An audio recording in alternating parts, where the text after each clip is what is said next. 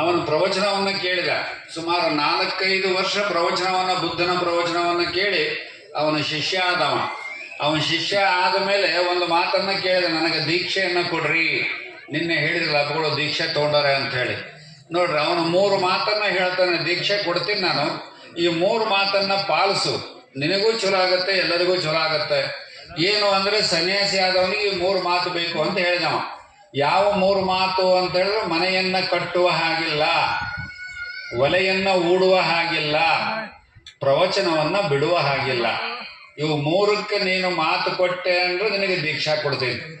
ನಿನ್ನೆ ದೀಕ್ಷಾ ತಂದವ್ರಿಗೆ ಇಂಥವೇನು ಮಾತು ತಗೊಂಡಿಲ್ಲ ಅಪ್ಪಗಳವರು, ಅಲ್ಲ ತಗೊಂಡಿದ್ರೆ ಮೆಲ್ಲಕ್ಕೆ ಎದ್ದು ಹೋಗ್ತಿದ್ರು ಒಬ್ಬೊಬ್ಬರಿಗೆ.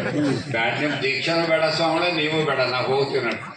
ದೀಕ್ಷಾ ಬೇಕು, ಪ್ರತಿ ಧರ್ಮದಲ್ಲಿ ದೀಕ್ಷಾ ಅದ. ಈಗ ನೀವೆಲ್ಲ ಮಾಳ ಹಾಕೋತೀರಿ, ಅದು ಒಂದು ರೀತಿ ದೀಕ್ಷಾನೇ. ಅಂದ್ರೆ ಮನುಷ್ಯ ಆಚಾರವಂತನಾಗಿರಬೇಕು. ಎಲ್ಲ ಧರ್ಮ